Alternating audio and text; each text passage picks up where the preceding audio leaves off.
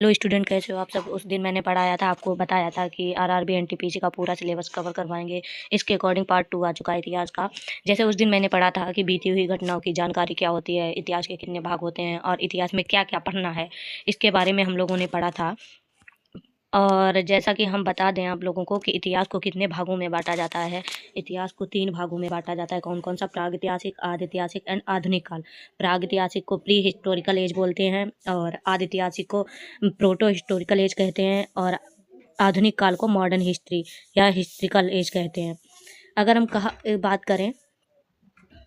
हम बात करें कि प्रागैतिहासिक में किन चीज़ों की जानकारी मिलती है, प्रागैतिहासिक किसे कहते हैं, प्रागैतिहासिक में क्या होता था। प्रागैतिहासिक वो ऐसा काल होता था जिसमें कोई लिखित जानकारी नहीं मिलती थी। किसी को लिखना नहीं आता था, किसी को पढ़ना नहीं आता था, किसी को मतलब लिखाई पढ़ाई के बारे में कोई जानकारी नहीं थी। ऐसे इतिहास को क्या कहते हैं? प्रागैतिहासिक काल कहते हैं। आदिऐतिहासिक काल में क्या होता है? आदिऐतिहासिक काल में लिखा हुआ तो मिलता था, लिखित जानकारी मिलती थी, परंतु उसे पढ़ा नहीं जा सकता था। मतलब हमारे यहाँ आदिऐतिहासिक काल में क्या होता था? आदिऐतिहासिक काल में लिखित जानकारी पत्रों के ऊपर कुछ आकृतियाँ उकेरी गई थी, उसको ही हम आदिऐतिहासिक काल कहते हैं। आधुनिक काल क्या होता है? जिसमें लिखा भी जा सकता है और पढ़ा भी जा सकता है। ऐसे को हम क्या कहते हैं? हिस्टोरिकल एज कहते हैं। क्या कहते हैं? हिस्टोरिकल एज कहते हैं। प्रागैतिहासिक काल को हम फुल डिटेल में क्या क्या हुआ, क्या क्या नहीं हुआ, और प्रागैतिहासिक को हम एक दूसरे नाम से भी जानते हैं। प्रागैतिहासिक को हम किस नाम से जानते हैं? पाषाण काल, स्टोन एज के नाम से जानते हैं। प्रागैतिहासिक काल को किसके नाम से जानते हैं? दूसरा नाम क्या है? पाषाण काल। और पाषाण काल को इंग्लिश में क्या कहते हैं? Stone age. क्या कहते हैं? Stone age. जैसा कि स्टोन एज को भी निम्न भागों में बांटा जाता है। कौन कौन सा? प्रागैतिहासिक काल को 3 भागों में बांटा जाता है। कौन कौन सा? पूरा पाषाण काल, मध्यकाल इतिहास, मध्य पाषाण काल, नव भारत पाषाण काल एंड जिसको हम पोलोलिथिक एज बोलते थे। पूरा पाषाण काल को मध्य इतिहास मेसोलिथिक एज बोलते थे एंड नव पाषाण काल को हम नियोलिथिक एज बोलते थे। तो अगर बात की जाए कि पूरा पाषाण काल कब से कब तक रहा, पूरा पाषाण काल कब से कब तक रहा, तो पूरा पाषाण काल हमारा 20 लाख ईसा पूर्व मतलब 12,000 ईसा पूर्व तक रहा। इसमें क्या किया? इसमें आदि मानव की खोज हुई। किसकी खोज हुई? पूरा पाषाण काल में किसकी खोज हुई? आदि मानव काल की। अगर हम बात करें कि मध्य पाषाण काल का कितना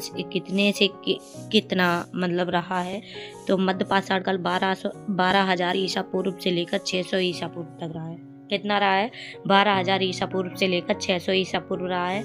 और जो हमारा नव पाषाण काल है, नियोलिथिक एज है, ये कब तक रहा है? ये 600 ईसा पूर्व के बाद का जो अब तक का समय है वो नियोलिथिक एज है। क्या है? नियोलिथिक एज है। अगर हम बात करें कि पूरा पाषाण काल में किन किन चीज़ों की खोज हुई है, किन किन चीज़ों की नहीं हुई है, तो पूरा पाषाण काल में हम सबसे पहले हमने क्या खोजा? सबसे पहले हमने पूरा पाषाण काल में पत्थरों के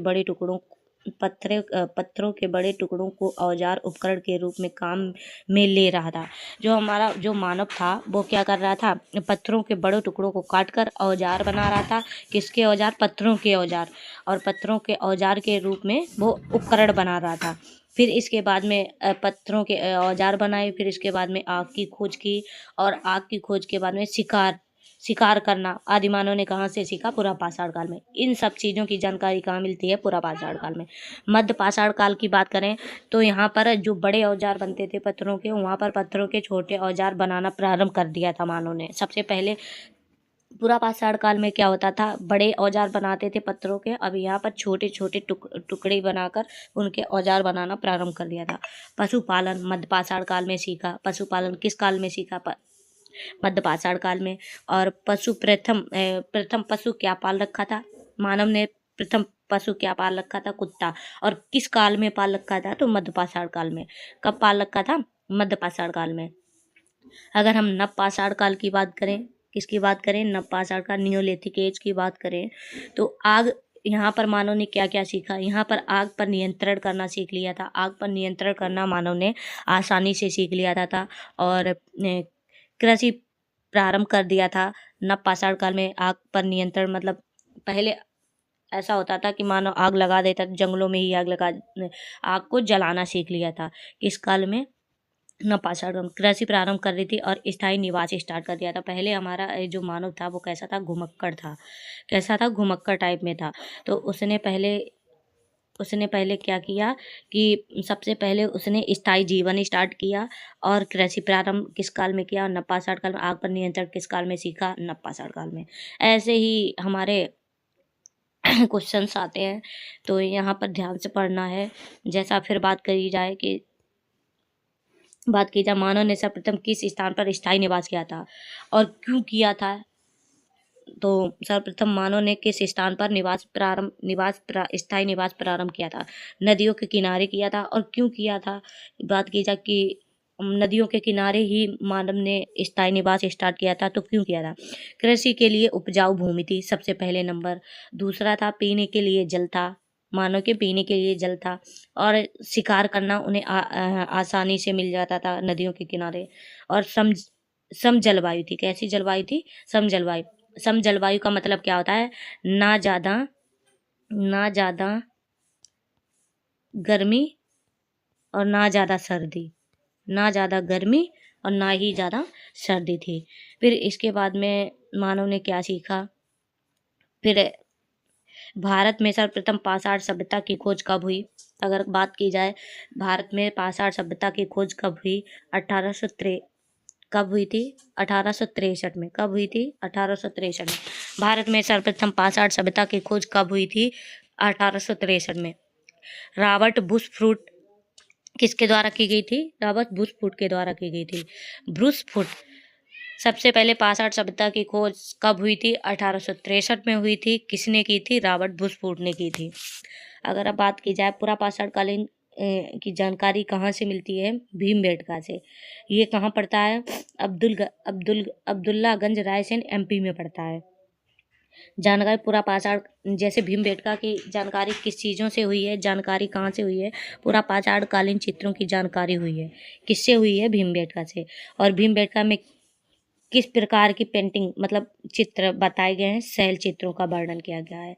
पूरा पाषाण काल में किस चित्रों का वर्णन किया गया है, शैल चित्रों का वर्णन किया गया है, जिसे हम रॉक पेंटिंग भी बोलते हैं। अब हमारा आता है मीसोलिथिक एज, मध्य पाषाण काल। क्या आता है, मध्य पाषाण काल। और मध्य पाषाण काल में सर्वप्रथम मध्य पाषाण काल की बोला जाए कि खोज कब हुई थी, 1867 में। मध्य पाषाण काल की खोज कब हुई थी, 1867 में। और पूरा पाषाण काल की 1863 में।